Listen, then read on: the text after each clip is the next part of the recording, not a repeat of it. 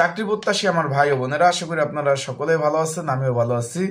দুর্নীতি দমন কমিশন প্রধান কার্যালয় দুদকে অফিস সহক পদে একটা নিয়োগ বিজ্ঞপ্তি প্রকাশ করছিল।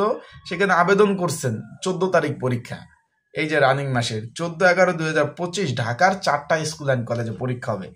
এখন আজকে এই 14 তারিখের পরীক্ষা নিয়ে কিছু গুরুত্বপূর্ণ কথা বলবো আপনাদের মাঝে, এবং পরীক্ষার দিক নির্দেশনা সহ আরো কিছু কথা বলবো যে যারা প্রিপারেশন কম তারা কি আসলে পরীক্ষা দিতে যাবেন কি না।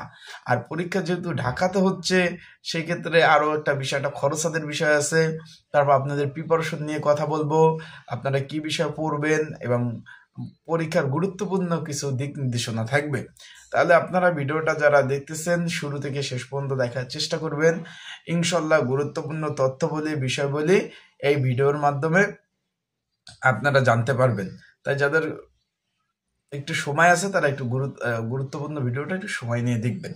চলুন ভিডিওটা শুরু করে দেয়। তার আগে বলে দেয়, আপনারা যারা আমার ইউটিউব চ্যানেলে নতুন তারা অবশ্যই আমার ইউটিউব চ্যানেলটা সাবস্ক্রাইব করে রাখবেন। ফেসবুক পেজ থেকে ভিডিও দেখলে অবশ্যই ফলো করবেন, লাইক কমেন্ট শেয়ার করে অন্যকে দেখার সুযোগ করে দিবেন। এখন বিষয়টা হলো দুর্নীতি দমন কমিশন দুদক অফিস সহক পদ।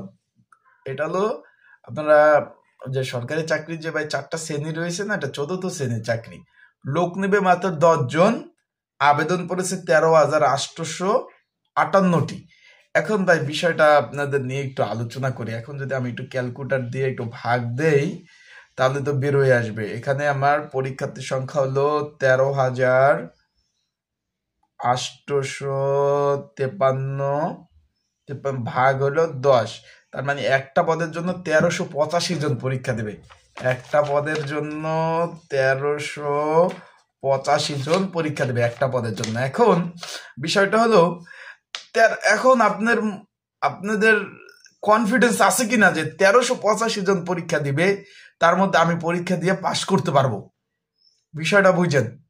যারা কখনো বইয়ে ধরেন নাই, শুধু আবেদন করেছেন, এখন পরীক্ষা দিতে যাবেন, তাদের জন্য বলতেছি। দূর দূরান্ত থেকে আসবেন, চট্টগ্রাম, খুলনা, বরিশাল, রংপুর, রাজশাহী, নীলফামারী, তারপর আছে বাগেরহাট ইত্যাদি ইত্যাদি জায়গা থেকে পরীক্ষা, 13,000 পরীক্ষার্থী বিভিন্ন জায়গা থেকে আসবেন। ঢাকা থেকে আসবেন যাবেন, খাওয়া দাওয়া সহ একজনের সর্বনিম্ন 3,000 টাকা খরচ।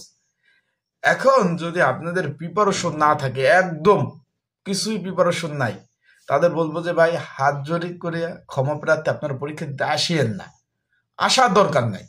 কারণ এই পরীক্ষা দিতে আসবেন অন্যরা যারা, তারা তো পরীক্ষা দিতে আসবে প্রিপারেশন নিয়ে। আপনার যদি ওই প্রিপারেশন প্রস্তুতি না থাকে তাহলে শুধু শুধু ওই 3-4 হাজার টাকা খরচ করে কোনো লাভ নাই। বিষয়টা ক্লিয়ার? এখন কোথায় কতজন পরীক্ষার্থী দিবে?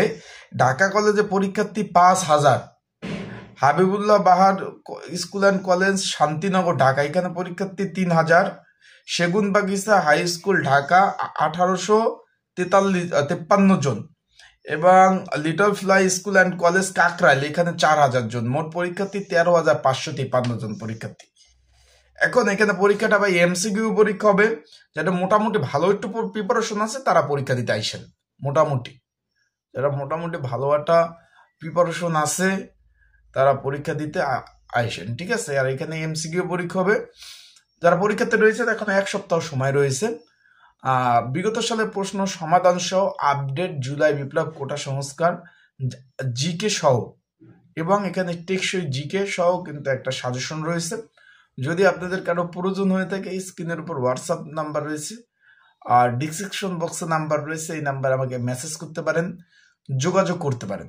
যোগাযোগ করে আপনারা কিন্তু আমার কাছ থেকে সাজেশনটা নিয়ে কিন্তু আপনারা পড়তে পারবেন। যারা প্রয়োজন আছে তারা নিতে পারবেন সাজেশন। পরীক্ষার 30 মিনিট পূর্বে নির্ধারিত, এখানে বলছে কি পরীক্ষা শুরুর কমপক্ষে 30 মিনিট পূর্বে আসন গ্রহণ করতে হবে। নির্ধারিত সময় পর কোনো চাকরি পরীক্ষার্থী পরীক্ষা কেন্দ্রে প্রবেশ করতে পারবেন না। তার মানে যেহেতু 10টা থেকে 10টা 30 মাত্র আধা ঘন্টা পরীক্ষা হবে, 70 মার্কের এমসিকিউ। এখন 10টার পর যদি কেউ যান সেক্ষেত্রে কিন্তু পরীক্ষার হলে প্রবেশ করতে পারবেন না।